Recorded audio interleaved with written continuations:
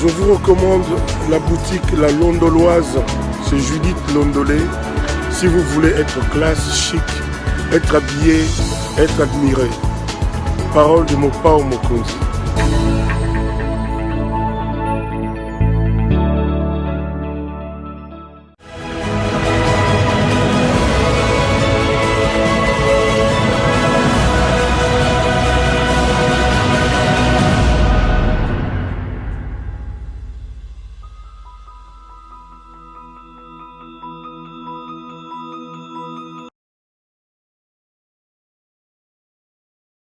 Mesdames, Messieurs, bonsoir. Bonsoir et bienvenue à ce nouveau numéro de votre émission d'Écrit Info, ce magazine d'analyse d'actualité politique, sociale, économique et même juridique qu'on a lancé ici chez nous à CPL Télévision. Des questions importantes qui retiennent l'actualité dans plusieurs domaines sont mises sur la table et nous tentons de les décortiquer en leur donnant un sens ou une forme selon nous. C'est d'ailleurs pour ça que chaque soir, chaque heure, à chaque fois que je me présente devant vous, j'ai l'habitude de dire, le Décrit Info, c'est tout simplement le tempo de l'actu selon notre feeling.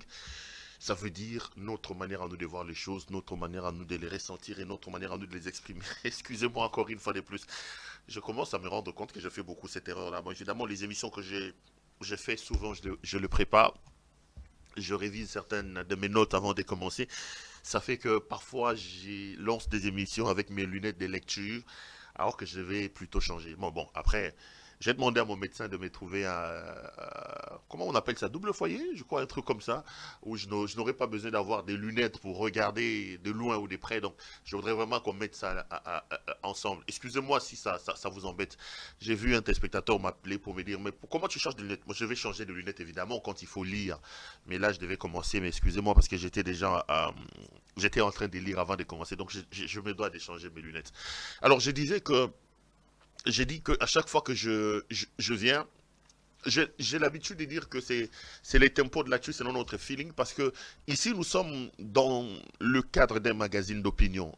C'est donc Monsieur Claude Peroulouara qui vient opiner sur l'actualité de son pays. Je suis congolais, je suis citoyen de ce pays-là. J'ai donc le droit d'apporter mon regard par rapport aux questions importantes qui retiennent l'actualité de mon pays. J'ai donc le droit de dire que politiquement, sportivement, juridiquement, l'élément, voici ce qui se passe. Et moi, Monsieur Claude Peroulouara, voici ce que moi je pense de ça. C'est donc le but de cette émission. Et je voudrais ici vous rassurer qu'en les faisant, je ne suis pas en train de tordre le cou à ce travail de journaliste. Je vois certains de mes détracteurs, ou beaucoup de mes détracteurs me dire, ça ce n'est plus du journalisme. Non, c'est du pur journalisme. Ils acceptent ça quand, par exemple, ils suivent ça sur France 2, sur telle autre télévision. Mais quand c'est leur propre frère qui le fait, on trouve toujours des astuces, des petits trucs pour redire. Non, non. En journalisme, le journaliste étant un citoyen, la profession lui donne la possibilité de pouvoir opiner, de donner son opinion sur l'actualité ou sur une question donnée. Et... pour cela, il use donc de ces genres journalistiques qu'on appelle éditorial. Donc ici, je suis dans la peau de l'éditorialiste et je donne mon point de vue. Je voudrais donc très sincèrement vous dire merci. Merci pour l'intérêt renouvelé que vous nous accordez. Merci pour vos confiances, pour vos multiples messages d'encouragement. La main sur le cœur, je voudrais vraiment très sincèrement vous remercier et vous dire que rassurez-vous que si nous travaillons, si nous existons, c'est parce que vous, nos téléspectateurs, vous êtes là. Si vous n'étiez pas là, vous, nos nombreux téléspectateurs répandus à travers la République, vous êtes nombreux qui nous regardez en France, en Belgique, en Papouasie, partout dans le monde. Bientôt, je suis en train d'organiser mon agenda parce que je voudrais finalement commencer à rencontrer des Congolais avec des tournées parce que je trouve que il est quand même temps que je commence de manière présentielle à partager mes convictions, mes idéaux, et ce que je pense et ce que je vois pour notre pays. Je suis en train de travailler avec mes équipes, avec mes équipes, je vais dire. On va peut-être bientôt commencer à faire des tournées comme ça. On sera demain en France, après on est peut-être en Belgique, après on va peut-être au Canada, après, question de vous dire un peu à comment je vois les choses, parce que chaque jour qui passe, l'amour du Congo m'étreint et voir la situation dans laquelle se trouve notre pays, je suis tout simplement en larmes. Et je voudrais que si je mourais aujourd'hui, que je sois fier du travail que j'aurais accompli pour ce travail, pour ce pays-là. Que mes enfants se disent, non, on avait un père qui aimait son pays, qui faisait des choses pour son pays. Donc, voilà, on va... Mais rassurez-vous, je ne mourrai pas aujourd'hui. Je mourrai rassasié des jours. Je mourrai très très rassasié des jours. Ça, c'est des promesses que j'aurais reçues de Dieu. Donc voilà. Je voudrais, avant de commencer mes émissions, vous demander deux, trois petites choses. Si vous êtes un habitué de ces shows, vous connaissez de quoi je veux parler. La première des choses que je voudrais vraiment vous demander, c'est de pouvoir vous abonner. Vous êtes aujourd'hui 85 500, je regardais juste avant de commencer l'émission, 85 500 à s'être abonnés sur à notre chaîne. La main sur le cœur, je tiens à vous dire merci. Et je tiens aussi à vous demander d'être des propagandistes et des évangélisateurs du travail que nous faisons. Donc, allez évangéliser. Allez être des évangélistes, j'ai dit évangélisateurs. Bon, prenez ça comme un néologisme s'il n'existe pas. J'ai aussi les droits de faire des néologismes. C'est une pratique française qui existait donc. Donc, je voudrais vraiment vous inviter à évangéliser pour votre chaîne, vous inviter à partager ce que nous faisons ici. Donc, abonnez-vous. C'est des choses qui nous font chaud au cœur. Si vous avez des amis, vous avez des proches avec lesquels vous regardez ces émissions et qui ne sont pas encore abonnés, s'il vous plaît, demandez-leur de les faire, ça me fera énormément plaisir. La deuxième des choses, je voudrais vraiment vous dire merci parce que je me rends compte que ces messages commencent de plus en plus à passer et je me rends compte que le taux des likes et des partages de nos vidéos a sensiblement augmenté. Faites-le si vous nous aimez. Si vous aimez le travail que nous faisons, je vous prie la main sur le cœur de pouvoir le faire parce que c'est un geste simple, un geste banal, mais qui nous protège contre toutes les actions de malfaisance que certaines personnes voudront bien attenter contre nous. Aimez la vidéo, likez la vidéo, partagez-la et ça nous fera énormément plaisir. Et puis troisièmement, je voudrais ici vous appeler à appeler notre ami Judith Londolé Betoko. Appelez notre ami Judith Londolé Betoko Lilo. Judith, c'est donc notre partenaire. Elle est femme d'affaires, elle a sa boutique. Ça s'appelle la boutique La Londoloise. Elle habille les hommes. Si vous êtes un homme, vous voulez vous habiller de manière chic et extraordinaire, s'il vous plaît, appelez donc Judith Londolé Betoko. Veste, chaussures, cravate, chemise, maillot d'écorce, qu'on appelle aussi communément cinglé, montre, tout ce qui concerne l'habillement homme, chaussures, chaussettes. N'hésitez pas à appeler Judith Londolé Betoko, commandez vos vestes. C'est important de les faire, c'est aussi une marque de soutien. Parce que moi j'ai des partenariats avec elle. Quand vous commandez, moi j'ai des feedbacks, tralala, tralala. En passant d'ailleurs, le t-shirt que j'ai mis encore aujourd'hui, c'est Judith Londolé Betoko qui m'habille. Elle a des vestes extraordinaires. C'est parce que moi ces jours-ci je ne veux pas mettre de vestes. Mais s'il vous plaît, si vous aimez vous habiller en veste, appelez Judith Londolé Betoko, vous serez énormément servi. Je voudrais dire très sincèrement merci à une téléspectatrice. Je ne veux pas citer son nom. D'ailleurs je ne connais pas son nom aussi. Parce que même si je le connaissais, elle ne m'a pas autorisé. Elle m'a appelé. Elle m'a appelé pour me dire, écoute Perrault, moi je suis une femme, je n'ai rien acheté chez Judith Londolé Betoko, mais je vais plutôt acheter quelque chose pour vous.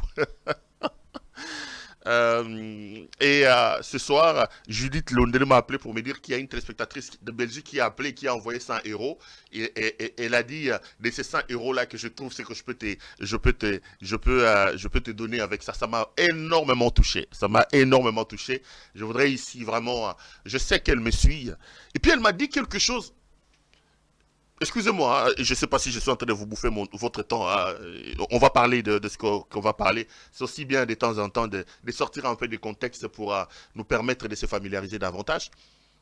Elle m'a dit quelque chose qui m'a fait pleurer, que je partage souvent avec mes téléspectateurs quand j'ai fait des émissions à l'OCPL, parce que là c'est vraiment la famille, c'est quand on discute en famille.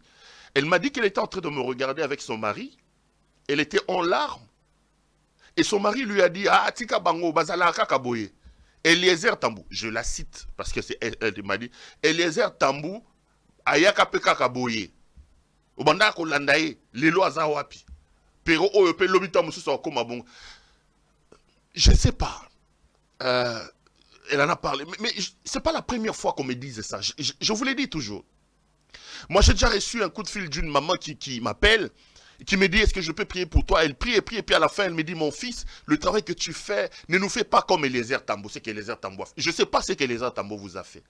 Mais ça me mène à mon Dieu, que Dieu m'aide à être digne de la confiance que vous placez sur moi. Sincèrement, c'est des petites phrases, mais quand tu restes toi-même dans ta chambre, tu te dis, mais bon sang. Donc il y a des gens qui croient tellement en moi que ils n'arrêtent pas de me répéter ça. Ne fais pas ce qu'Eliezer a fait. Je ne sais pas ce qu'Eliezer a fait, mais ça me turlupine.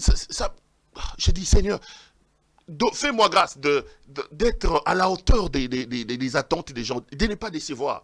Je ne sais pas ce qu'Eliezer vous a fait. Je ne sais pas ce que moi je suis en train de faire. Je ne sais pas ce que je ferai demain. Mais j'en reçois quand même des tonnes de choses comme ça où on nous dit que bozala kakaboye ko décevoir bisoté ba mususu baya kaka lokola yo. Quel poids de responsabilité sur les épaules. Quand on te répète ça, Je dis toujours à mes téléspectateurs, moi je ne sais pas ce que je fais. Mais ce dont je suis sûr est que j'ai dit des choses par conviction. Est-ce que je serai politicien demain? Est-ce que je ferai la campagne demain? Je n'exclus rien, mais je ne sais pas. Mais c'est des choses qui t'amènent, sincèrement, que Dieu nous aide. Vraiment que Dieu nous aide. Je pense aussi que si vous nous aimez, votre responsabilité c'est de prier aussi pour nous, pour que nous ne vous déçoive pas. Parce qu'à un moment donné, quand vous regardez la situation de votre pays, chers frères, ce grand pays que Dieu nous a donné, c'est merveilleux pays que nous avons. Nous sommes riches, extrêmement riches. Quand vous regardez la situation dans laquelle on se trouve aujourd'hui, on s'est dit, mon Dieu, qu'est-ce qui se passe? Qu'est-ce qui se passe? Comment un si grand pays, aussi riche que ça, peut se retrouver dans des situations de banqueroute, peut avoir des autorités aussi irresponsables que celles qui sont au pouvoir aujourd'hui, peut avoir une inconscience exagérée comme ça à son sommet. Et c'est une malédiction. Qu'avons-nous fait au bon Dieu, à la nature, pour mériter ça? Pour mériter la pourriture dans la politique, pour mériter la pourriture dans les études, pour mériter la pourriture dans les églises, pour mériter la pourriture dans la culture. Ce pays-là n'a plus de référence. Le pays est en train d'aller... Et quand ce sont tes téléspectateurs qui te rappellent, je vous dis la vérité, c'est... Ah là là là là là là là, je vous dis la vérité, ça fait trembler. Donc je voulais vraiment, très sincèrement, lui dire merci. Merci à vous, maman. J'ai reçu le message. Vous avez envoyé 100 € à Judith Londolé Meto quand vous lui avez dit, moi je suis une femme, je n'ai rien à commander, je vous envoie 100 €. Demandez, trouvez quelque chose de 100 €, envoyez à Perrault. En tout cas, ça me touche. Ça me touche énormément. Et je tenais à vous le dire en public. Et je tenais aussi à vous remercier. Les amis, je viens aujourd'hui pour qu'on parle de questions très très importantes qui engagent notre pays. De questions qui déterminent notre avenir et notre devenir. Et de questions qui expliquent la difficulté, la médiocrité, les problèmes que nous avons actuellement sur notre gouvernance, sur notre avenir, et qui auront un impact très sérieux, très négatif sur notre devenir et sur notre avenir. Mais souffrez que je dise pendant 3 minutes, que je vous rappelle tout simplement que dans l'est de votre pays, en République démocratique du Congo, nous avons des sérieux problèmes.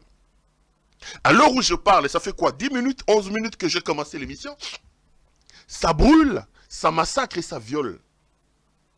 J'ai vu les enfants reprendre les cours. J'ai vu que à Rutshuru, dans certains coins, les enfants sont dans l'impossibilité de reprendre le cours parce que les écoles ont tout simplement été occupées par des réfugiés internes, des femmes, des hommes, des enfants qui n'ont rien demandé, qui n'attendaient rien des personnes.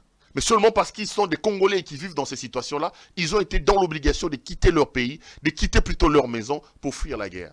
Et là, ils ont assiégé des écoles au point où la rentrée scolaire est impossible parce que les écoles sont tout simplement assiégées. J'ai suivi ce matin avec l'art. Et je me suis dit, quel irresponsable. L'administrateur du territoire des Rutshuru, un militaire que M. Tshisekedi a envoyé là-bas. Il expliquait sur RFI ce matin, il dit, Oui, écoute, nous avons des problèmes, mais il y a des ONG qui ont construit des abris. Ces abris-là ont été occupés par les réfugiés revenant de l'Ouganda.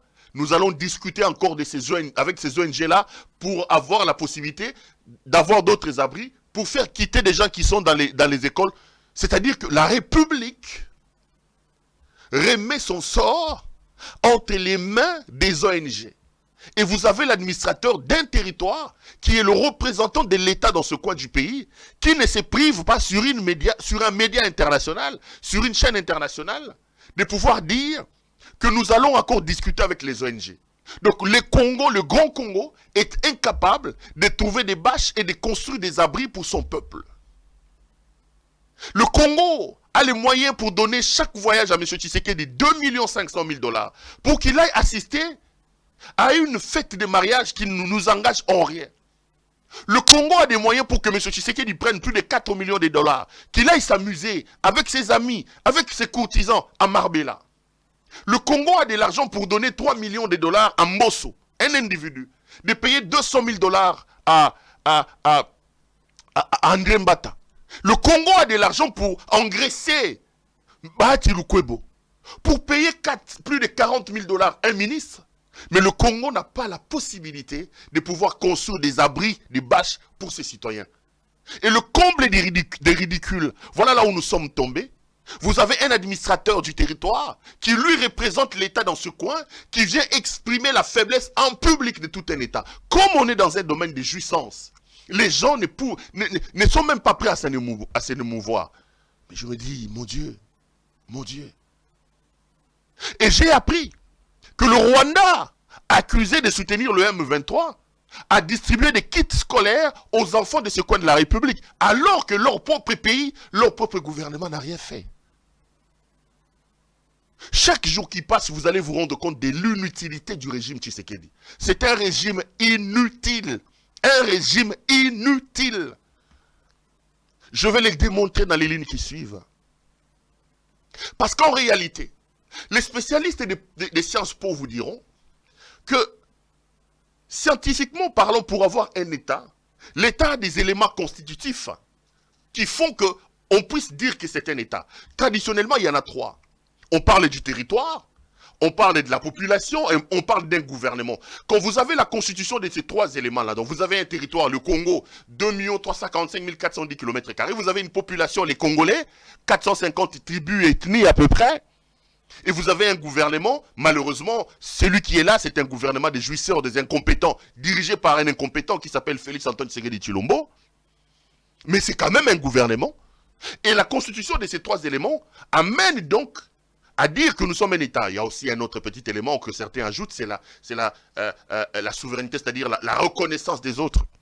Mais il y en a qui ajoutent un autre élément. Ils disent qu'on peut se retrouver dans une situation d'un État non-État.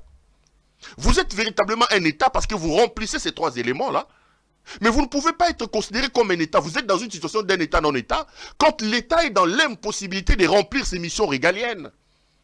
Parce que quand vous lisez des gens comme les Thomas Hobbes, les Rousseau et les autres, des gens qui ont réfléchi sur la théorie de l'évolution de l'État, vous allez vous rendre compte qu'en réalité, l'État est né de cendre de la volonté à vouloir, de la volonté à avoir quelqu'un qui organise des choses et qui nous permet de quitter la situation de l'État jungle pour avoir une cité et des communautés organisées. Parce que on va vous parler notamment de la notion de l'État, des Léviathans, et ça va évoluer. Mais lorsque vous êtes dans une situation où l'État est dans l'impossibilité de remplir ses missions régaliennes, certains théoriciens disent que nous sommes dans une situation d'un État sans État. C'est-à-dire que là, au Congo, nous sommes dans une situation d'un État non-État. Parce que l'État est incapable de répondre, de remplir ses missions régaliennes, la protection, le bien-être, l'amélioration des conditions des citoyens. Le Congo est donc dans cette situation-là d'un État non-État. Et croyez-moi, ces jouisseurs qui sont au pays aujourd'hui depuis 4 ans ne pourront nullement nous aider à sortir de cette situation. Au contraire, et bien au contraire, ils vont plutôt durcir encore la situation et ils vont encore nous amener vers l'enfer. Donc, la situation dans votre pays est catastrophique. Je suis en train de m'organiser. J'ai pris contact avec certaines ONG. Dans les jours qui arrivent, on va créer une grande famille. J'appellerai ça famille CPL ou dynamique CPL, je ne sais pas. Mon souci, c'est aussi d'aller au-delà des discours vers l'entraide. Nous devons apporter le peu que nous pouvons pour améliorer les conditions de nos peuples. Tout ça, on est en train de réfléchir. Mais je vous dis que la situation dans votre pays est seulement catastrophique. Donc, je voudrais vous alerter, je voudrais vous rappeler. Vous me regardez peut-être dans votre salon avec votre popcorn, mais il y a une femme qui est en train d'être violée par 9 personnes à l'heure où je parle. Il y a un homme qu'on est en train de décapiter à ce moment ici. Il y a un enfant qui perd ses parents en ce moment alors que vous, votre bébé est sur vos jambes. C'est catastrophique. Et aussi longtemps que nous ne prendrons pas nos responsabilités, nous comme peuple, je vais évoquer ça quand je vais entrer dans le développement de mes sujets, ça va être très compliqué. La deuxième des choses, je l'ai fait pour dire à nos compatriotes de l'Est et de la République, soyez conscients, ne perdez pas espoir, restez debout, le meilleur finira par venir. Voilà ce que j'avais à dire sur 2-3 petites choses. Je vous ai pris combien de temps? Ne vous inquiétez pas, l'émission c'est 1 heure. Si je peux prendre 10 minutes pour dire un peu des tralala, les pour essayer un peu... c'est la famille, ça nous permet de nous rapprocher un peu plus. Hein? C'est vrai qu'on ne sait pas se voir en présentiel, mais ça permet quand même de créer un peu un équilibre entre le trop sérieux et l'entrée qui doit être assez commode. Je voulais parler aujourd'hui de la situation sociale de notre pays avec notamment la pénurie en carburant. Mais bien avant, laissez-moi lire un document que j'ai vu sur les réseaux sociaux. Je reprends mes lunettes de lecture, désolé. J'ai vu que M. Pius Mwabilou, que j'ai tensé ici, m'a répondu. Ils ont fait un point de presse aujourd'hui.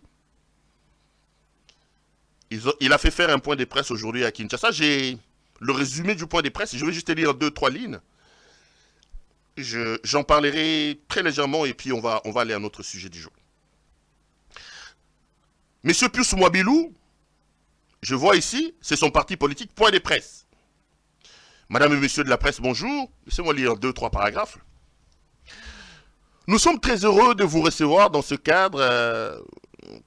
Voilà, ça c'est des tralala. Ils sont en train de louer Tshisekedi. Notre échange va tourner autour de la position de notre parti, le Congrès national congolais, qui fait partie, qui fait partie de l'Union sacrée, avec les mandataires nommés par son excellence. Ça c'est des tralala, oui. Ils veulent que M. Tshisekedi comprenne que ce sont des laudateurs. Alors, nous tenons donc à relever ce qui suit. Premier point, au sujet de la nomination des mandataires publics. Pius Mwabilou dit, le CNC se réjouit de la nomination de certains de ses militants, notamment à l'OCC, Office de route, Sokimo et aux lignes maritimes congolaises. Le CNC précise que le choix de ces mandataires a été opéré sur base d'un critérium bien établi, prenant en compte la formation, l'expertise, la compétence et même la géopolitique, à la grande satisfaction des militantes et militants du parti. Point. Je suis venu vous révéler ici que Pius Mwabilou a fait nommer des gens sur base du népotisme. Il a fait nommer les gens sur base des relations familiales. Et monsieur a organisé un point de presse pour me répondre. Mais vous en conviendrez avec moi qu'en lisant ce communiqué, monsieur Mwabilou ne me répond sur aucun point. Allons sur le point où il dit les gens ont été nommés sur base de la compétence. Voilà. Bien établi, critères bien établis, prenant en compte la formation, l'expertise, la compétence et même la géo. De quelle expertise parle M. Mwabilou? Quand monsieur qui est ministre d'État, ministre de l'urbanisme et habitat, prend sa fille de 28 ans ou de 29 ans, qui n'a aucune expertise. Pius parle de la compétence. La fille de Pius, Christelle Mwabilou, a monté ses limites et son incompétence dans la gestion de leur boutique familiale qui s'appelle RTGA, Radio-Télévision Groupe L'Avenir. Dans cette chaîne-là, les amis, je vous regarde, ça fait 32 mois que des centaines, des Congolais travaillent là-bas et qui sont impayés. Le salaire de base, c'est 80 à 100 000, moins de $50. Mais cette fille, Christelle Mwabilou, directrice générale de la RTGA, a 32 mois d'arriéré de salaire, un salaire de moins de 50 $ par mois. Son père, pour me rencontrer dans ce que j'ai dit, il vient vous dire la compétence. Je l'ai dit en regardant Pius dans les yeux, que Pius, vous n'aimez pas ce pays. Et Pius Mwabilou qui a proposé, et Félix Tshisekedi Tshilombo qui a posé sa signature, ils n'aiment pas ce pays. Comment on peut prendre une grande entreprise comme l'OCC, qui gère sous le contrôle des marchandises rentrant dans le pays, des éléments qui doivent rentrer dans le pays. Vous allez donner ça aux mains inexpertes de Christelle Mwabilou. 28 ou 29 ans. Parce que Christelle Mwabilou est fille de Mwabilou. Christelle n'a aucune compétence. Elle n'a aucune technicité dans ce domaine-là. D'ailleurs, il n'en a aucune. Elle n'en a aucune. Si on doit parler des compétences, vous allez vous rendre compte qu'elle est incompétente parce qu'elle n'a pas su gérer la boutique familiale qui est la RTGA. Quand Pius parle des critériums des compétences, il parle de quoi? Je vous dis que Pius a fait nommer cette fille-là de 28 ans, 29 ans, directrice générale adjointe de l'OCC. Et à l'office des routes, il a fait nommer son neveu, le fils de sa soeur, de sa cousine, M. Kikangala, qui est son neveu propre. Et j'ai posé la question à Pius Mwabilou. Vous voulez me dire, et vous, et Félix Tshisekedi, qu'au pays, qu'au CNC, il n'y a pas de compétences. Les seules compétences qu'il y a là-bas, c'est la fille de Pius Mwabilou. Soyons sérieux. Soyons sérieux. Et le deuxième point qu'il évoque ici, il parle des maisons qu'il a récupérées de l'État. Congolais, écoutez-moi très bien. Aussi longtemps que nous laisserons ces incompétents, ces jouisseurs, ces jouets de nous comme ils sont en train de faire, nous allons chaque jour qui passe aller à grands pas vers le mur et vers la mort. Monsieur Pius Mwabilou est tout simplement l'exemple d'une honte, l'exemple d'un népotisme installé au sommet de l'État. Sa fille n'a aucune compétence. Sa fille a montré ses limites dans la gestion de la RTGA. Quelqu'un qui a été incapable de payer un salaire de moins de 50 $. Pendant 32 mois d'arriéré de salaire, vous prenez celle-là, vous allez lui donner la gestion d'une grande entreprise comme l'ECC. Et son père, toute honte et bu, vient vous dire, chers compatriotes, que le critérium s'est fait sur base des compétences. J'ai mis des éléments sur la table. Et Pius a été incapable de me rencontrer sur base de ces éléments. J'ai vu qu'ils ont aussi envoyé certains charlatans, certains journaleux m'insulter. Mais qu'est-ce que je reproche à Pius Mwabilou? Je reproche à Pius Mwabilou son népotisme. Je reproche à Pius Mwabilou et à son autorité morale, Félix Tshisekedi, le manque d'amour pour ce pays. Parce que je ne m'expliquais pas que Félix Tshisekedi, qui dispose des services de renseignement, ne puisse pas prendre le soin d'avoir des informations sur des personnes qu'il est en train de lever dans ce pays-là. Je reproche à Pius son népotisme. Pius est ministre d'État, ministre de l'Urbanisme et Habitat. Il fait nommer sa fille, Christelle Mwabilou, 28 ans, incompétente, qui n'a aucune expertise, qui a démontré ses limites dans la gestion de la RTGA, 32 mois d'arriéré des salaires. Il l'a fait nommer directrice générale adjointe de l'OCC. Et Pius ne s'arrête pas là. Il prend son neveu, M. Kikangala, qui est fils de sa soeur, sa cousine propre. Il le fait nommer directeur général à l'office des routes. Est-ce que vous êtes fiers de ça? Et je vous ai étalé le népotisme que Pius a installé dans son cabinet. Son directeur de cabinet s'appelle Malangu Mwabilou. C'est son frère, son cousin. Malangu Mwabilou a pris son fils Emmanuel Mwabilou, qu'il a fait nommer sans aucune expérience, sans aucune compétence, conseiller d'un grand ministère comme le ministère des Affaires étrangères, parce qu'ils ont un poste de vice-ministre là-bas. Pius a pris sa fille, Stéphanie Mwabilou, il a fait d'elle toute puissante dans son cabinet. À côté de Stéphanie Mwabilou, vous avez Winnie Mwabilou, qui est aussi fille de Pius Mwabilou, qui elle aussi est dans son cabinet. Mais par-dessus tout, Winnie Mwabilou était la suppléante de son père. Aujourd'hui, elle est aussi députée parce qu'elle a remplacé son père Pius Mwabilou à l'Assemblée nationale. C'est ce que j'ai dit. Et on ne s'est pas arrêté là. Écrivez, demandez à Pius de me rencontrer sur ce que je suis en train de dire. Pius a pris ses gendres, ses beaux-fils. Il les a amenés et il les a bombardés. J'ai parlé d'un certain Mikalou qui dit qui est le mari de sa fille Stéphanie. Pius l'a pris, il a fait nommer conseiller encore au ministère des Affaires étrangères. J'ai parlé de Yannick Fundu, mari de sa fille Winnie, qui est aujourd'hui le tout-puissant chargé des missions de son beau-père dans le cabinet de Pius. J'ai parlé de Mireille Kavungu, qui est la maîtresse de Pius Mwabilou. Sa maîtresse, pourquoi? Parce que son propre mari, M. Freddy Michel Kanga, ancien directeur général de la RTGA, l'a accusé publiquement. Il a accusé Pius de prendre sa femme. Pius a botolié Moissi. Moissi ne yandaku mama ya bana na ye. Pius a okendak. Il a cassé ce couple-là, il a cassé ce foyer-là. Ce monsieur-là que vous voyez, Pius Mwabilou. A boma libala ya bateau. Akenda botoli mutomwana Moissi. Et lorsque Michel Kanga est venu se plaindre, Pius l'a pris, a mis à tirer dans Makala. Et la Mireille Kavungu dont est question ici, Pius a mis sur le cabinet. Donc, je résume, je vous ai dit hier que dans le cabinet de Pius, vous avez des filles, vous avez des femmes, vous avez des maîtresses, vous avez des amis, vous avez des cousins, vous avez des frères, vous avez une constellation. Et j'ai terminé en disant que c'est une honte pour ceux qui sont aujourd'hui membres du parti de Pius Mwabilou. Rencontrez-moi sur ces éléments-là. J'ai vu que vous êtes passé à la télé pour m'insulter. Est-ce que ce que je suis en train de dire est faux? Monsieur Pius Mwabilou, si tel est le cas, tous les jours avant mes émissions, je vais commencer à répondre à ces éléments ici. Jusqu'au jour où Pius, comme il veut me répondre, qu'il me rencontre sur les éléments. Mireille Kavungu, est-elle la maîtresse, oui ou non, de Pius Mwabilou? C'est connu de tout le monde. C'est connu. Son propre mari Michel l'a déballé en public. Au botoli mutu mwasi na ye, ozo kangisi ye, oye na mwasi yango na cabinet. Mais c'est les éléments que j'ai mis sur la table.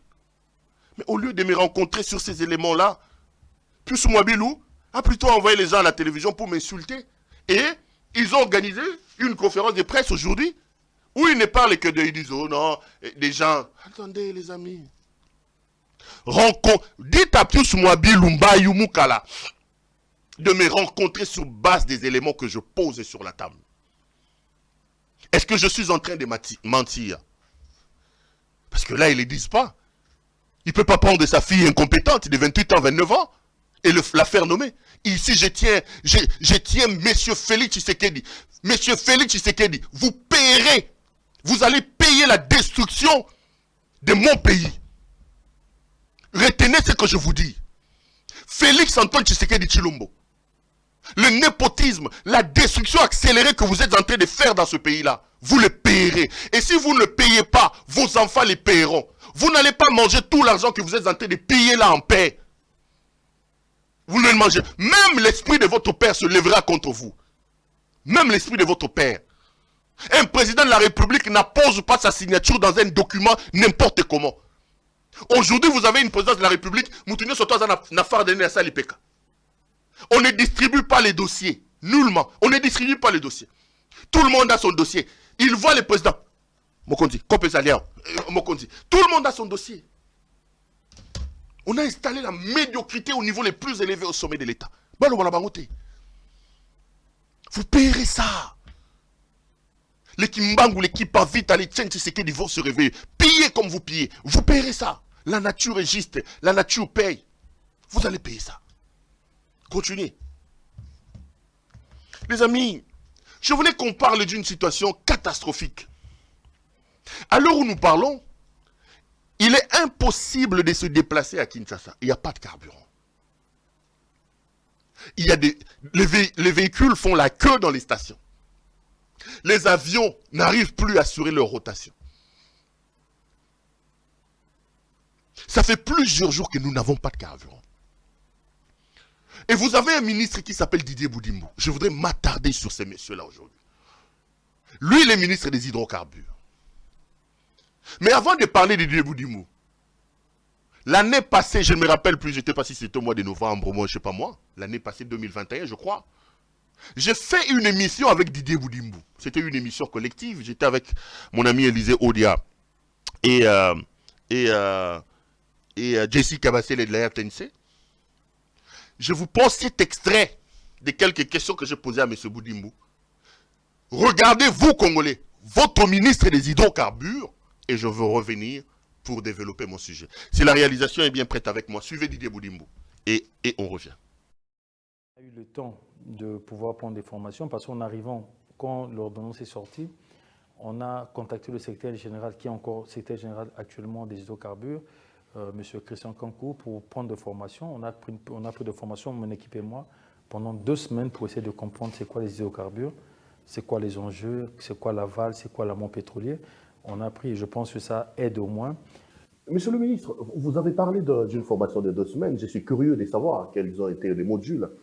Est-ce que ce n'est pas la preuve que M. Tshisekedi a bombardé un novice dans un domaine aussi stratégique que les hydrocarbures? Vous le reconnaissez sans le dire. Vous avez eu besoin de 2 semaines pour apprendre. C'est ça justement le problème du Congo, placer à des postes importants des hommes qui n'ont aucune connaissance, comme vous-même par exemple.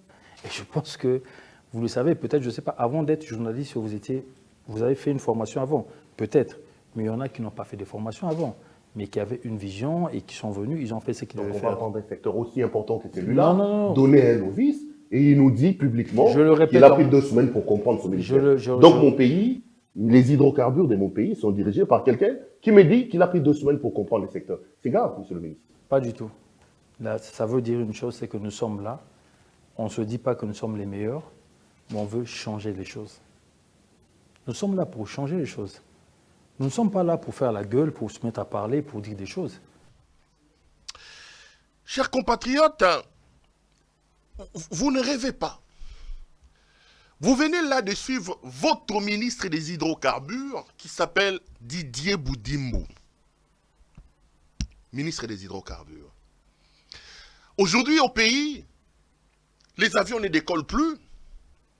Les taxis et les taxibus, il n'y en a plus. Il faut faire des jours et faire la queue dans les stations-service pour avoir les carburants. Dites-moi, chers frères, soyons sérieux avec nous-mêmes. Comment est-ce que vous ne pouvez ne pas manquer du carburant quand votre secteur des hydrocarbures est dirigé par une main inexperte comme celle de Didier Boudimbo? Lorsque ce secteur stratégique de la République est dirigé par une incompétence comme Didier Boudimbo, dire de quelqu'un qu'il est incompétent n'est pas il n'a pas de compétences. Un ministre de la République, chef d'un département des secteurs aussi important que les hydrocarbures, il vient à la télévision vous dire qu'il a pris 2 semaines pour apprendre le secteur des hydrocarbures. Et pour apprendre, c'est son secrétaire général. C'est lui qui est censé recevoir les ordres de sa part. C'est le secrétaire général qui lui a appris en 2 semaines le secteur des hydrocarbures. Quand le ministre s'est fait enseigner par son secrétaire général, mais comment il peut donner, le secrétaire général peut lui dire, hey, monsieur, c'est moi qui t'ai enseigné, c'est pas ce que je t'ai appris. Pourquoi vous pouvez vous étonner aujourd'hui de manquer le carburant quand vous prenez le secteur stratégique comme les hydrocarbures, vous allez donner à un incompétent comme Didier Boudimbo. Il vous étale son incompétence sur la place publique. Il vous dit, le département que vous me donnez, je ne connais rien et je ne connaissais rien. J'ai eu besoin de 2 semaines. Chers compatriotes, Monsieur Félix Antoine Tshisekedi Tshilombo, qu'est-ce qu'on peut apprendre dans 2 semaines? Quels sont les modules que M. Boudimbo a appris dans 2 semaines pour comprendre le vaste secteur des hydrocarbures? Quels sont les modules que M. Boudimbo a appris dans 2 semaines pour avoir une vision sur les hydrocarbures de la République démocratique du Congo? Mais pourquoi on s'étonne aujourd'hui de manquer les carburants? Pourquoi on s'étonne aujourd'hui d'avoir des ruptures de stock dès lors que la tête nationale de ce département est dirigée par un incompétent qui n'a pas eu honte d'avouer publiquement son incompétence qui s'appelle Didier Boudimbo? Mais vous êtes sous un manguier, mais vous voulez avoir des avocats. Vous voulez avoir des avocats, allez devant un avocatier. Mais qui est Didier Boudimbo, les amis? Je vais ici lancer un appel pathétique au président Félix Antoine Tshisekedi Tshilombo. Je sais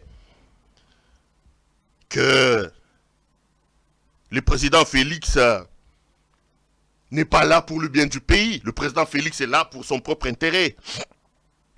Mais le président Félix doit quand même avoir un peu pitié pour nous. Monsieur Didier Boundimbo, à part le ministère, il n'a rien fait de sa vie. Il est donc venu dans les wagons de la diasporie que M. Tshisekedi nous a ramenés. Des gens qui étaient en Europe, non pas pour des raisons, je veux dire, louables, nobles. Didier Boundimbo est un repris de justice, les amis. Repris de justice. Il est fiché en Belgique comme un repris de justice. Didier Boundimbo a été condamné en Belgique, pas une fois. Déjà, plusieurs commencent par deux. Didier Boundimbo, j'ai vérifié dans les fichiers, il a notamment été condamné, il a fait la prison à Saint-Gilles. Ceux qui habitent la Belgique, vous connaissez la prison de Saint-Gilles. Et il a même aussi fait la prison de Forest. Didier Boundimbo a fait la prison à Saint-Gilles, Didier Boundimbo a fait la prison à Forest. Une fois, monsieur a été condamné pour escroquerie. J'étais en train de lire la déposition d'une famille. De quoi s'agit-il? En fait, il est allé trempé dans une histoire d'escroquerie. Laissez-moi retrouver certaines de mes notes. Il est allé vendre des biens précieuses, fallacieuses à des épargnants belges. Ils ont mis en place un circuit pour escroquer des épargnants belges. Donc ce n'était pas des grands richards, mais c'était des petits belges qui avaient leurs épargnes. Messieurs, avec sa bande, ils ont créé un circuit et ils ont escroqué des épargnants belges dans une affaire de vente de matières, ce qui diamant ou de l'or. Et les notes que je suis en train de lire, les plaintes d'une famille parce qu'un des épargnants s'est même suicidé. Parce que la bande des escrocs lui avait tout ravi. Il s'est même suicidé. Et sa famille estime que son suicide n'est pas un suicide normal. Il soupçonne que l'homme ne s'est pas véritablement suicidé. Il y a un problème, un suicide maquillé. Et qui était à la tête de cette escroquerie des épargnants belges? C'est un certain Didier Boundimbo. C'est connu. Il a été condamné, les amis. C'est un repris de justice. Congolais Didier Boundimbo à Kinshasa, posez-lui la question. N'a-t-il pas été pensionnaire de la prison Saint-Gilles en Belgique? N'a-t-il pas été pensionnaire de la prison Forest en Belgique? C'est un repris de justice. Il a fait la prison entre autres pour escroquerie. Mais comment M. Tshisekedi, président de la République, pouvait-il prendre ces repris de justice qui reconnaît publiquement son incompétence? Parce qu'il vous dit que j'ai appris les notions des hydrocarbures en 2 semaines. Comment monsieur pouvait-il prendre cet incompétent repris de justice et lui donner un grand département comme les hydrocarbures? Est-ce que vous vous rendez compte? Est-ce que vous voulez qu'on nous prenne au sérieux? Ce monsieur a la responsabilité de gérer un secteur aussi stratégique que les hydrocarbures. Aujourd'hui, on parle des blocs pétroliers. C'est des blocs qui doivent amener à la République des milliards de dollars. Mais le secteur est entre les mains de Didier Boundimbo, qui vous a dit publiquement que je suis incompétent, qui vous a dit que je ne connais pas ce secteur, qui vous a dit que j'ai appris les ABC de ce secteur en 2 semaines, 14 jours. Qu'est-ce que monsieur a appris en 14 jours? Vous prenez un secteur important. Donc, messieurs et les correspondants et les répondants de la République devant des grandes sociétés comme Total, comme Chevron, toutes ces grandes sociétés des hydrocarbures, vous allez donner ça à Didier Boundimbo. Et vous vous plaignez aujourd'hui pourquoi vous n'avez pas de carburant. Mais vous voulez gagner. Vous avez sémé l'incompétence. Mais vous n'allez récolter que le fruit de l'incompétence, les amis. Tshisekedi n'aime pas le pays. Je vous ai parlé de la fille de Mwabilou. Je vous parle aujourd'hui de Didier Boundimbo. Nous avons des... Mais pourquoi nous avons des problèmes? Donc c'est la 3e fois en quelque temps que nous avons des ruptures des stocks de carburant. Tous les pays tels qu'il est là, nous sommes en rupture des stocks de carburant. Est-ce que vous vous rendez compte? CEP Congo qui gère logistiquement la situation du carburant dans le pays avait déjà alerté M. Boundimbo sur la situation catastrophique. Ça, c'est la 3e fois. Parce que les 2 premières fois, on était pratiquement en bonne route en termes de carburant. Nous sommes allés plaider auprès de l'Angola. C'est l'Angola qui nous a dépanné la première fois. L'Angola nous a dépanné la 2e fois. Ça, c'est la 3e fois et mes informations indiquent que l'Angola a dit pas question. L'Angola a protégé aussi ses stocks. Notre étudiant de 14 jours aux hydrocarbures, qu'est-ce qu'il peut faire pour vous permettre d'avoir des hydrocarbures, pour avoir le carburant? Qu'est-ce qu'il peut faire? Qu'est-ce qu'il peut faire? Qu'est-ce qu'il peut faire? Un secteur aussi sensible, les amis. Oh là là, je suis en larmes. Je suis en larmes. Ils ont pris ça, ils ont donné ça à Didier Boudimbo. On leur a dit, Kabila et la République avaient mis en place un système de bloquer les prix. C'est-à-dire, les prix ne bougent pas. Vous êtes vendeur de carburant, vous gardez les stocks, vous gardez les prix. Le surplus et les ratés, l'État vous paye. Les surplus ou plutôt les manques à gagner. Et l'État doit aujourd'hui plus de 400 millions de dollars aux sociétés pétrolières qui évoluent dans le pays. Tshisekedi vous dit qu'il a multiplié le budget x3. On vous dit que le budget est passé à 10 milliards ou à 11 milliards. Un budget qui était de 4 milliards. Comment des gens qui ont multiplié leur budget à 10 milliards, excusez-moi, des gens qui ont multiplié le budget à 10 milliards sont incapables de payer 400 millions aux entreprises pétrolières qui sont aujourd'hui en banqueroute et ne savent plus fournir le pays. Mais à quoi sert tous les surplus budgétaires que la République aurait engagés? Excusez-moi.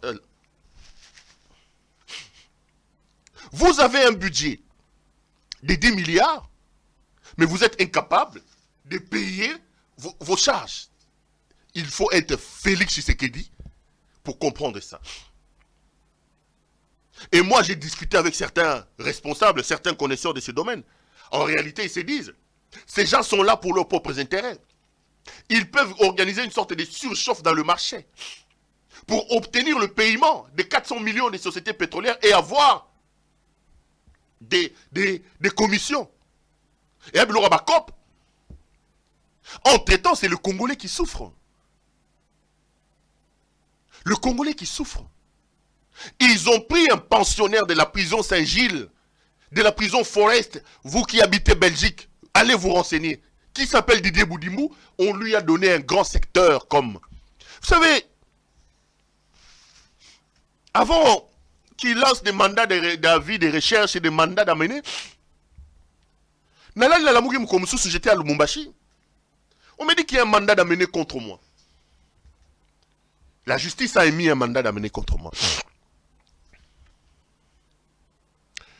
Ok, j'essaie de me former. On me dit que c'est M. Boudimbo qui a porté plainte contre moi. J'étais pas seul.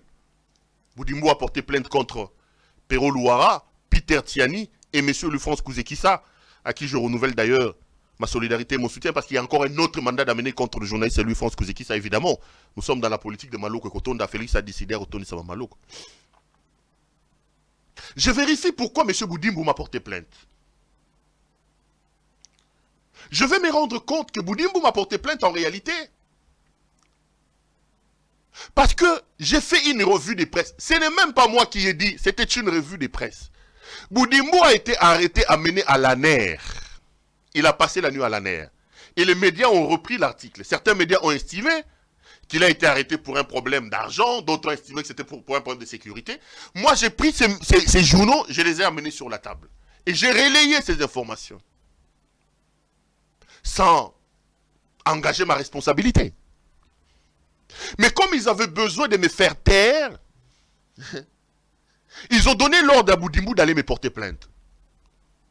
Quand on me porte plainte, j'essaie de chercher à savoir. Finalement, j'ai pu avoir Boudimbo au téléphone. J'ai pu avoir Boudimbo au téléphone. Je lui ai dit, mais attends, qu'est-ce qui se passe? Boudimbo, ministre de son État, était dans l'incapacité de s'assumer comme tel. Il me dit que ce n'est pas lui qui a porté plainte, mais c'est sa maman qui est allée porter plainte. Attends. Comment une plainte pour imputation dommageable, comme ils ont dit, imputation dommageable ou pour diffamation? Vous, Boudimou, vous ne pouvez pas assumer votre action. Donc la plainte aurait été portée par sa mère. Mais quand vous avez un ministre qui est incapable d'assumer ses propres actions, même devant les cours et tribunaux, qui va porter plainte contre le journaliste et obtenir même un mandat d'amener contre eux, mais qui devant les évidences nie sa responsabilité, il dit ce n'est pas moi, c'est ma mère. Mais j'ai dit, mais le pays est dirigé par qui? Un ministre de la République, un mari, un père de famille, qui va ester en justice et dit ce n'est pas moi, c'est ma mère. J'ai dit, mon Dieu, M. Tshisekedi va nous tuer nous tous. M. Tshisekedi est là pour un suicide collectif. Si les éléments les plus banals, les plus inutiles de la vie, ces gens qui sont au sommet de l'État n'arrivent pas à s'assumer.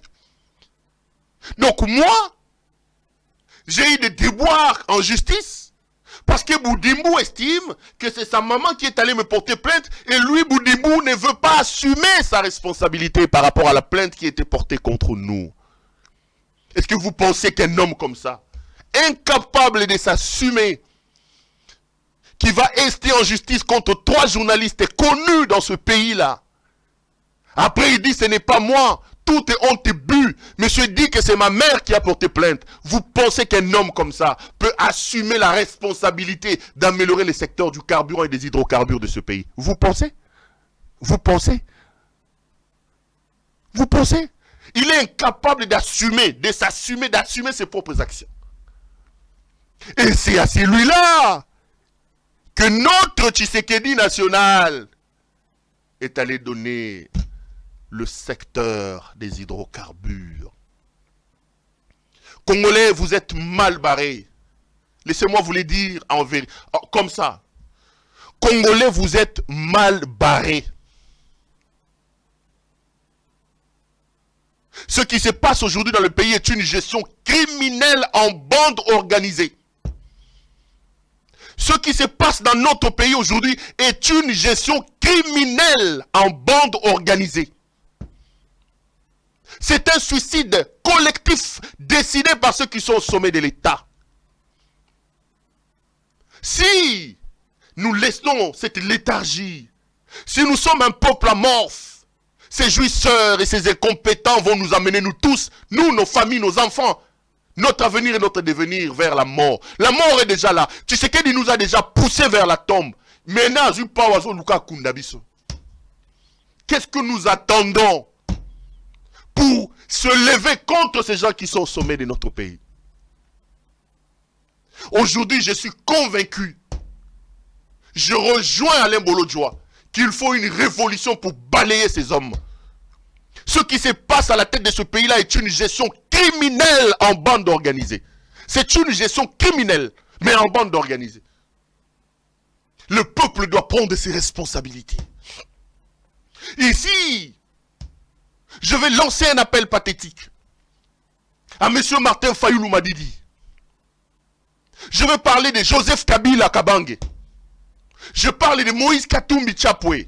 Je parle de Matata et de ces gens qui sont de l'autre côté dans l'opposition. Katumbi, aussi longtemps que vous resterez dans cette histoire de l'union sacrée, vous porterez la responsabilité devant l'histoire.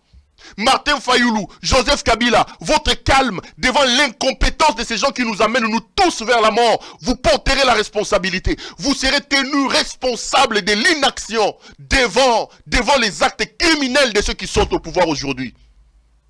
Vous serez tenus responsables. Congolais, vous serez responsables de votre suicide. Vous ne pouvez pas être aussi amorphes. Laissez des incompétents, des jouisseurs, des gens qui sont là pour leurs propres intérêts, vous prendre, amener votre pays vers la mort. Qu'est-ce que vous entendez pour que nous tous nous puissions nous lever, pour nous dresser contre ces gens? Nous devons nous dresser contre ces gens. Dressons-nous contre Félix. Disons-lui, messieurs, tu es assez joui. Messieurs, tu as assez pillé.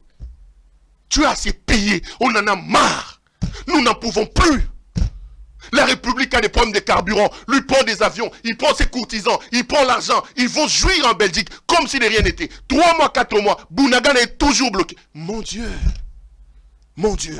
Et nous regardons comme ça. Comme si nous étions des brebis muettes que Tshisekedi et sa bande étaient en train de drainer vers la tombe. C'est quoi cette histoire? C'est quoi cette histoire? Congolais, réveillons-nous un peu. C'est quoi ça? C'est quoi? C'est comme ça qu'aujourd'hui, Félix se permet de cracher sur les gens en disant ça, ce n'est pas une opposition faible. Comme si lui, Félix, il était en Belgique, qu'est-ce qu'il avait fait dans l'opposition? Félix a fait quoi? Il a fait l'opposition quand? Il a fait l'opposition quand? Bozangi carburant, Bokozanga Maï, Maï déjà raté, Kourez a raté. Si Tokozanga même Potopoto, Tokozanga Nyoso, parce que ces gens sont venus pour payer. Ils sont venus pour nous mettre à genoux. Nos leaders, je vais ici parler du cardinal Ambongo. Je vais parler de Monseigneur Bokondoa. Des gens comme le Olengankoy. Les gens comme le Franck Diongo. Vous laissez votre peuple en train d'être enterré par ces gens. Vous laissez le peuple en train d'être enterré. Qu'est-ce que nous devons encore attendre pour nous lever et chasser ces gens, les amis? Qu'est-ce que vous voulez encore attendre? Qu'est-ce que nous sommes encore censés attendre, les amis? Félix et ses hommes sont en train de nous tuer à petit feu. Ils sont en train de nous tuer à petit feu. Il est allé ramasser toute la racaille de la diaspora là-bas. Alors que nous avons des compatriotes compétents. Des gens qui ont fait de bonnes études là-bas, ULB, Nabanani. Non, lui il est allé prendre des repris de justice. Prison, escroc, couleur. Bangonda ramassé na bangokuna. Et ils ont fait de la gestion de la République une affaire des COP. Bayer COP. Bayer COP. Comment commis COP na bango? Comment commis COP? Et nous laissons ces peuples entrer dans... J'en appelle à la responsabilité de nos leaders d'opinion. Nos leaders politiques. Vous allez porter la croix et la responsabilité d'un suicide collectif mené par ces incompétents qui sont à la tête du pays. Vous porterez la responsabilité de tout ça devant l'histoire. Devant l'histoire. Vous porterez la responsabilité de tout ça. Nous devons nous lever, nous tous.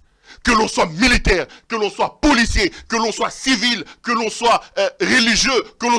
Le Congo est le seul bien commun que nous avons. Nous ne pouvons pas laisser notre pays se liquéfier comme ça. Nous ne pouvons pas laisser le pays se liquéfier comme ça. Ici, je vais lancer un appel aussi pathétique à Maman Denise Nyakeru Tshisekedi.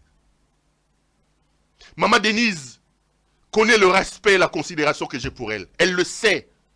Maman Denise, vous avez déjà récompensé Boudimbu. En 4 ans, vous lui avez donné plus que ce que Boudimbu vous a donné. Parce que Boudimbu était au gouvernement grâce à Maman Denise. Tout le monde le sait et tout le monde le dit. Boudimbu est le ministre personnel de la première dame. Maman Denise, je vous en supplie, il est temps de sauver la République. Boudimbu en a déjà profité. Aujourd'hui, nous sommes là. À cause de son inexpérience, à cause de son incompétence. Il est temps de sauver la République. On ne peut pas laisser la République comme ça, maman. On ne peut pas. Si c'est votre ministère à vous, trouvez des Congolais compétents. Même dans la diaspora, il y en a. Donnez ce ministère-là aux gens qui peuvent apporter de l'espoir à ces peuples. Pas à ces repris de justice. L'ancien pensionnaire de la prison Saint-Gilles, l'ancien pensionnaire de la prison Forest, arrêté pour escroquerie. Arrêtez pour escroquerie. Je vais vous amener son numéro d'écho ici. Je vais vous amener ce dossier de condamnation. Il le sait, tout le monde sait que Boudimbu est un repris de justice. Comment voulez-vous que les gens nous prennent au sérieux? Quand nous prenons nos secteurs aussi importants, vous prenez ces messieurs, vous le faites de lui interférence des grandes sociétés comme Elf comme Total, comme Indienne, Brazil, Angola. On ne peut pas nous prendre au sérieux. On ne peut pas nous prendre au sérieux. On ne peut pas nous prendre au sérieux. Ça, c'est une série que j'ouvre. Rappelez-vous, je vous avais dit qu'il est temps qu'on s'occupe de notre pays. Il est temps qu'on s'occupe de notre pays. On ne peut pas avoir le carburant. Comment on peut avoir le carburant avec un homme comme ça? Comment on peut avoir le carburant avec un homme comme ça? Comment on peut avoir le carburant? Dites-moi, comment voulez-vous avoir le carburant avec un homme comme ça? Comment on peut avoir le carburant avec un homme comme ça?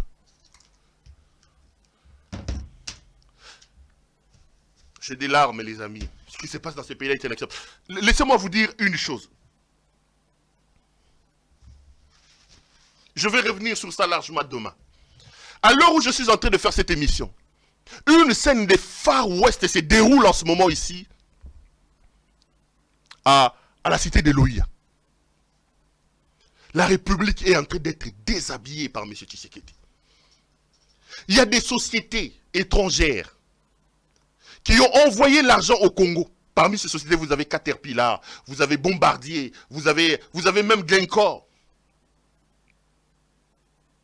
Ce sont des investisseurs étrangers qui sont passés, qui voulaient venir investir au Congo et qui ont envoyé de l'argent sous couvert de la Société financière internationale pour investir dans plusieurs domaines dans le pays.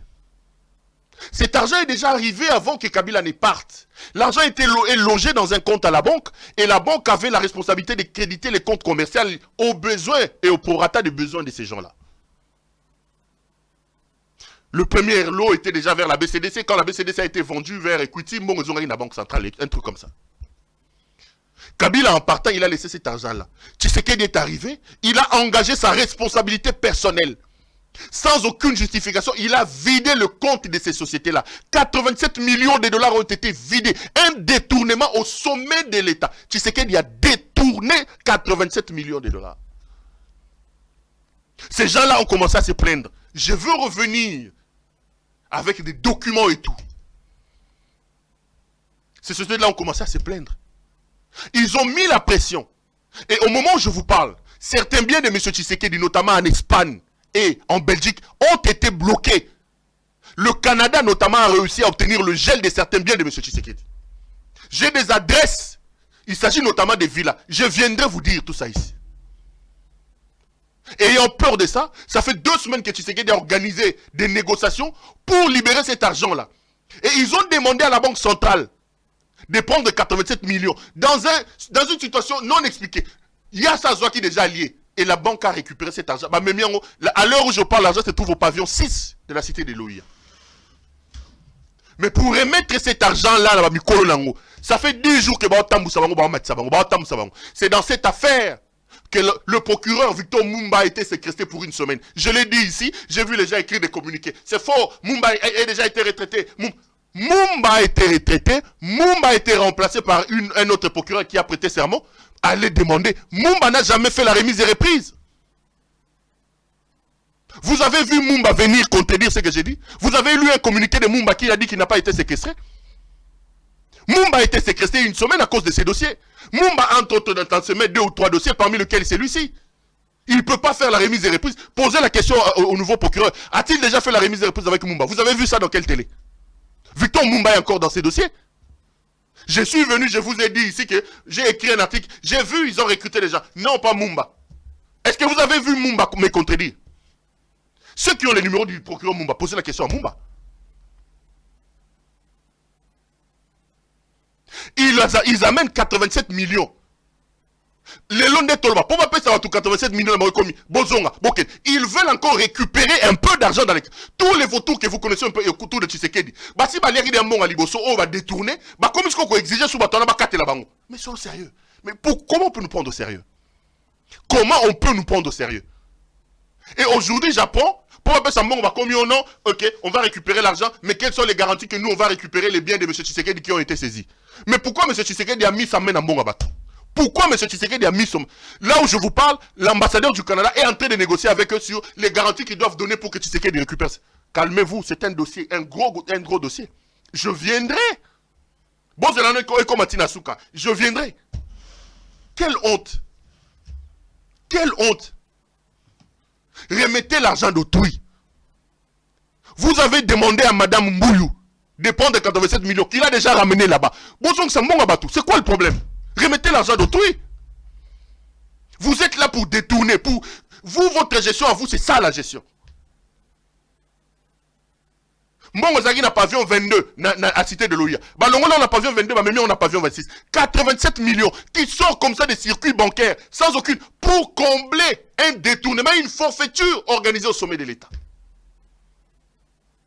Au sommet de l'État. Est-ce que vous vous rendez compte? Vous vous rendez compte des gens qui nous dirigent? dossier, na tia on a ma lille. Na tia on a ma lille. Na pesi bino avant goût. Je reviendrai. Je suis venu ici. Je vous ai dit que va foutre ma député $21 000. Hey, le coup tabac fini. Où est l'autre commune? Je vous ai dit que, comment on dit, André Mbata avait par mois $850 000. 200 000 émoluments, 100 000 primes, 55 000 frais séquelles de recherche, 500 000 au Samal Kondapé Sarai. Il a envoyé les gens m'insulter. Aujourd'hui, je vous parle. Jean-Marc Kabound, qui était là avant lui, a dit que j'ai dit la vérité. Kabound a témoigné que ce que j'ai dit est vrai. Kabound a dit que ce que j'ai dit est vrai. Je suis venu ici. Je vous ai dit qu'on va les frapper des sanctions. J'ai vu qu'ils sont allés chercher la chargée d'affaires de l'ambassade des États-Unis qu'ils ont fait parler. Est-ce qu'une affaire des sanctions est une affaire des chargés d'affaires? Mais les sanctions américaines, c'est l'œuvre du département du Trésor. Quand le Corneille Nanga et les autres avaient été sanctionnés, c'est les chargés d'affaires qui étaient venus confirmer ça. Et même si c'est vrai, vous voulez qu'en public, une diplomate de ce niveau-là, chargée d'affaires d'une ambassade dans un pays étranger, vienne vous dire devant les caméras, oui, nous préparons les sanctions. J'ai vu qu'ils ont diffusé ça. Mais attendons voir si les sanctions ne viendront pas. Attendons voir. Pourquoi vous vous agitez? Pourquoi vous agitez? Je suis venu ici. Je vous ai dit qu'on a séquestré Mumba depuis 10 jours. J'ai vu qu'ils ont même rédigé des faux communiqués. La communauté Sanga annonce ce qui se passe aujourd'hui. Mais je vous dis, j'ai reçu les remerciements. J'ai sauvé la vie de ces vieux papas-là. J'ai sauvé la vie de ces vieux papas. Est-ce que vous avez vu Mumba venir me contredire ici? Est-ce que vous avez vu Mumba écrire que ce que j'ai dit était faux? J'ai vu, ils ont dit, Mumba est déjà en retraite. Mumba n'a jamais fait la remise et reprise jusqu'aujourd'hui. Je lance un défi qui a une photo, qui a une vidéo d'une remise et reprise entre l'ancien procureur Mumba et le nouveau procureur. Qu'ils viennent me défier ici. Qu'ils viennent me défier. Je suis venu ici. Je vous ai étalé les abus de Pius Mabulu avec les noms de ses enfants. Il a fait une conférence de presse aujourd'hui. Vous l'avez vu me contredire. Aujourd'hui, je viens pour vous parler de 87 millions de dollars détournés par Félix Tshisekedi lui-même. L'argent des investisseurs étrangers venus dans le cadre des investissements en République démocratique du Congo sous couvert de la Société financière internationale. Prenez votre mal en patience. Je viendrai vous démontrer ça ici et vous allez me donner raison. Vous allez me donner raison. Nous sommes mal barrés avec ces gens. Mal barrés, je vous dis. Et je fais quoi? Plus d'1 heure. L'émission est terminée. Ça a été un grand plaisir de vous présenter, malgré que c'est des thèmes qui choquent, qui font mal. Retrouvons-nous demain, les amis. Bonsoir chez vous.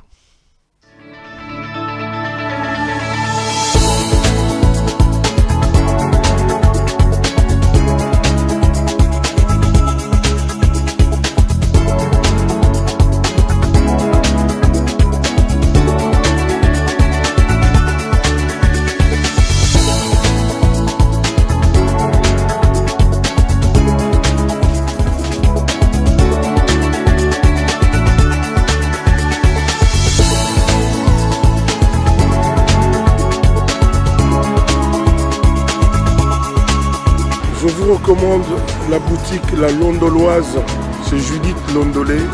Si vous voulez être classe, chic, être habillé, être admiré. Parole de mon Pao Mokonzi.